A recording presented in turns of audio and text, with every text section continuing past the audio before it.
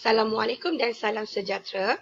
Pada hari ini, Cikgu Nurul nak mengajar 1.4 Kerajaan Alam Melayu dan Kerajaan Luar yang sezaman.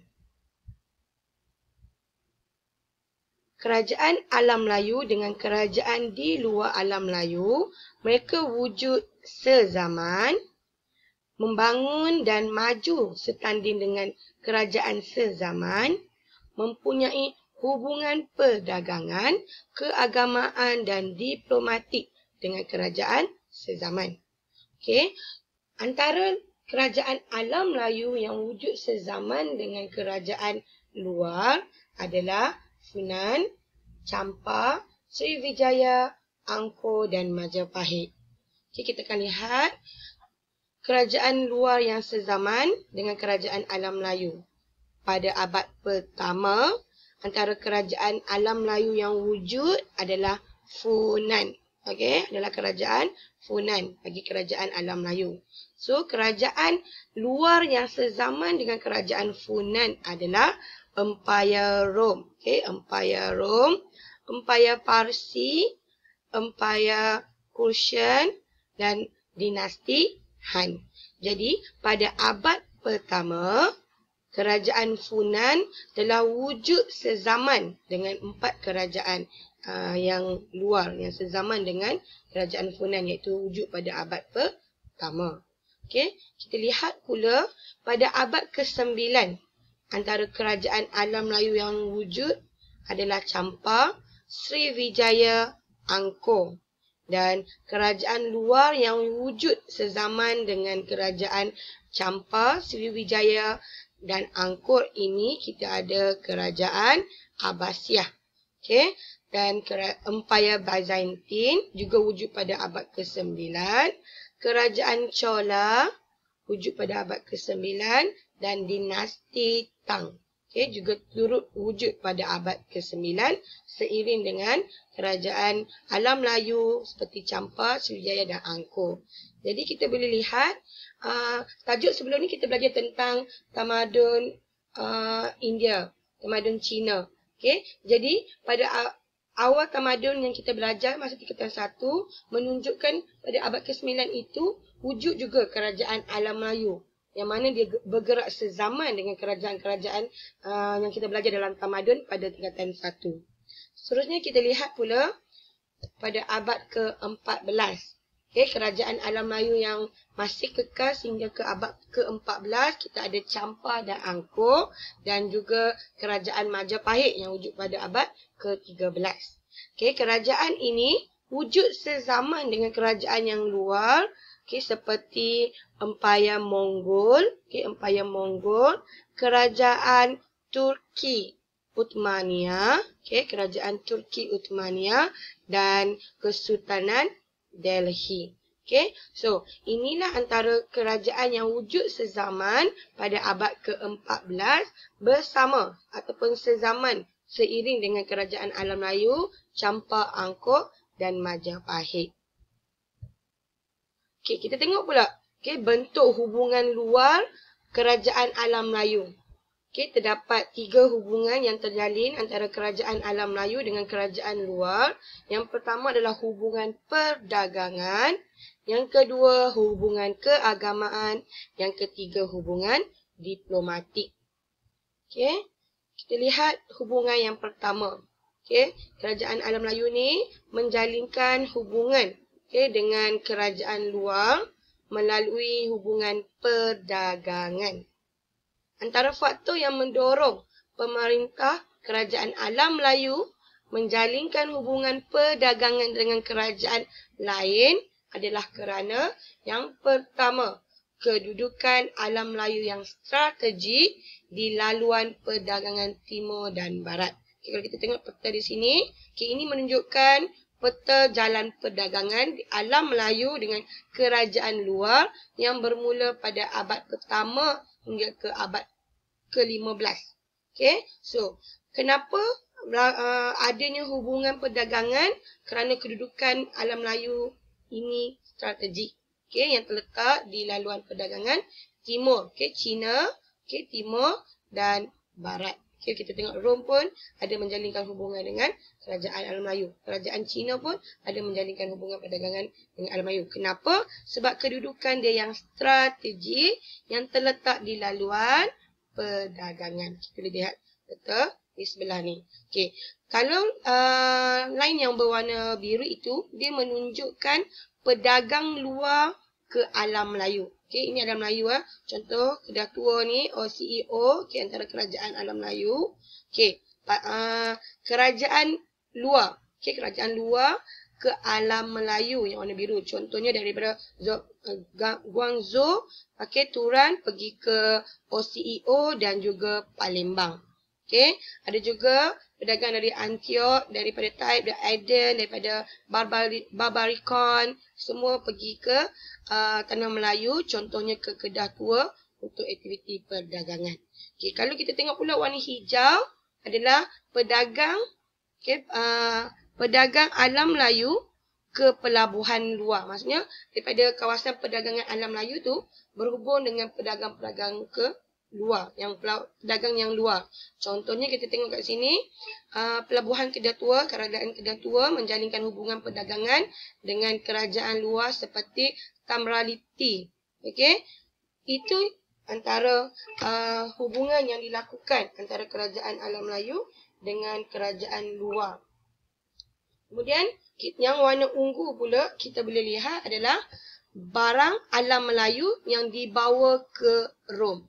Okay, barang alam Melayu yang dibawa ke Rom. Okay, tadi kita tengok warna biru ini adalah laluan pedagang luar ke alam Melayu, betul? So, dari Antioch contohnya pergi ke Kedah Tua. Okay, melakukan aktiviti perdagangan.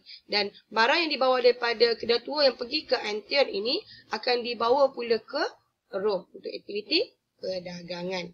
Okay, so itu yang pertama, antara faktor yang mendorong pemerintahan kerajaan alam Melayu ni menjalinkan hubungan perdagangan dengan kerajaan luar. Okay, kerana kedudukan dia yang strategik. Yang kedua, antara faktor yang kedua adalah kerana kekayaan hasil bumi yang terdapat di dalam kerajaan alam Melayu. Dan yang ketiga adalah sikap keterbukaan pemimpin di alam Melayu yang membolehkan wujudnya hubungan perdagangan antara kerajaan alam Melayu dengan kerajaan yang luar. So, amalan sikap keterbukaan para pemerintah kerajaan alam Melayu inilah yang telah membawa kepada kemakmuran ekonomi bagi kerajaan alam Melayu. Okey, kita tengok yang kedua, hubungan keagamaan. Hubungan kerajaan alam Melayu dengan kerajaan luar ini telah mendorong penyebaran agama apa? Agama Hindu, agama Buddha dan agama Islam. Yang mana agama ini banyak mempengaruhi aspek kehidupan masyarakat seperti perundangan, pentadbiran, ekonomi dan juga sosio-budaya. Okay, penyebaran agama tersebut menunjukkan sikap apa? Sikap keterbukaan masyarakat di alam Melayu untuk menerima perubahan dalam kehidupan mereka. Okay, agama Hindu dan Buddha telah dianuti oleh sebahagian penduduk tempatan.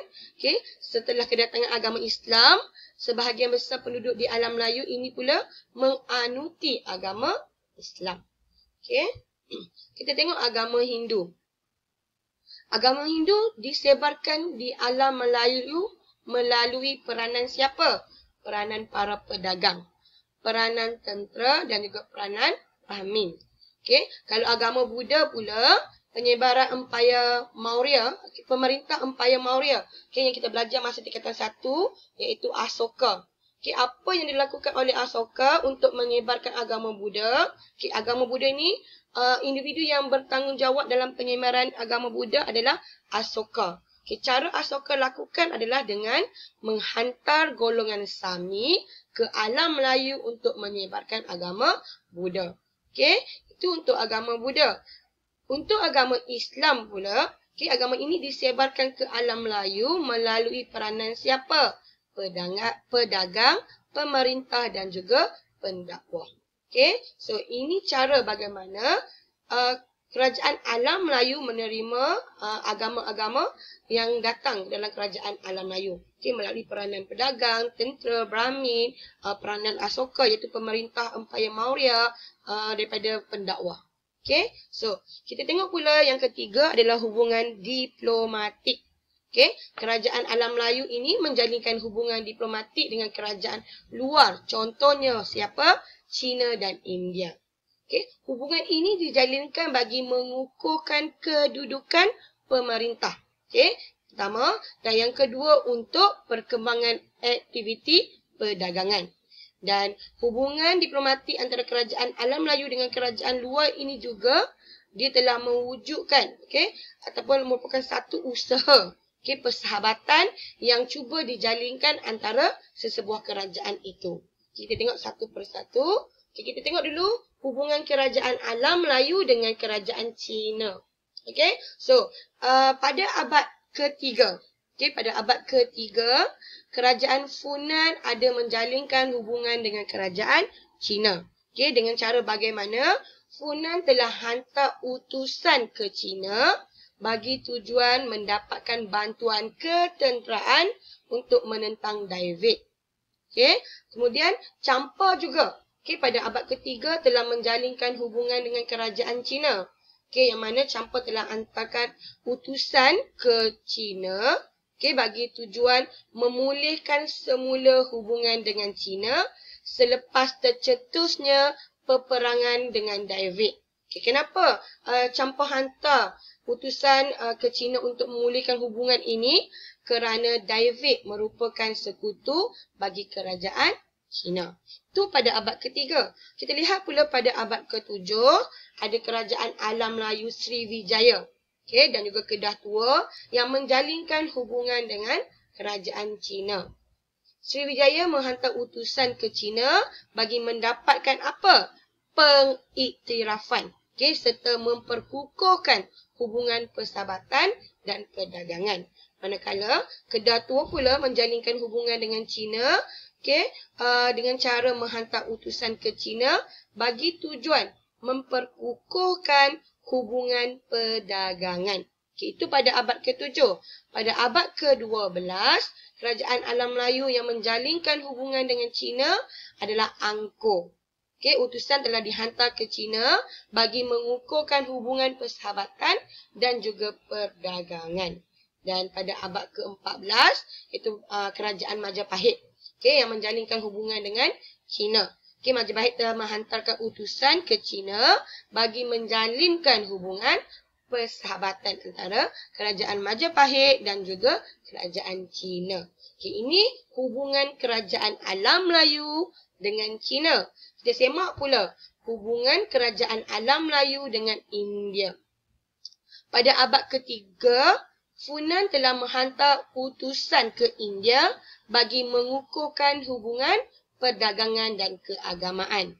Okey, kemudian pada abad ke-9, Sriwijaya pula menghantar utusan ke India untuk mengeratkan hubungan persahabatan dan keagamaan antara kerajaan Sriwijaya dengan India. Pada abad ke-12, Angkor menghantar utusan ke India bagi mengeratkan hubungan persahabatan antara Angkor dengan India. Dan pada abad ke-14, Majapahit juga menjalinkan hubungan, okey, dengan kerajaan India dengan cara menghantar utusan ke India bagi tujuan mengeratkan hubungan persahabatan. Okey, so ini di antara hubungan kerajaan alam Melayu dengan kerajaan India. Okey, so sampai di situ saja pembelajaran kita pada hari ini untuk tajuk 1.4 kerajaan alam Melayu dan juga kerajaan luar yang sezaman. Apa yang kita boleh lihat di sini, pada abad pertama lagi telah wujudnya kerajaan alam Melayu yang bergerak sezaman dengan kerajaan-kerajaan luar yang maju. Okey, sampai situ saja penerangan cikgu pada hari ini. Terima kasih. Jangan lupa untuk like, share dan subscribe YouTube Cikgu Nurul untuk mendapatkan lebih banyak lagi info-info tentang bab yang seterusnya. Sekian, terima kasih.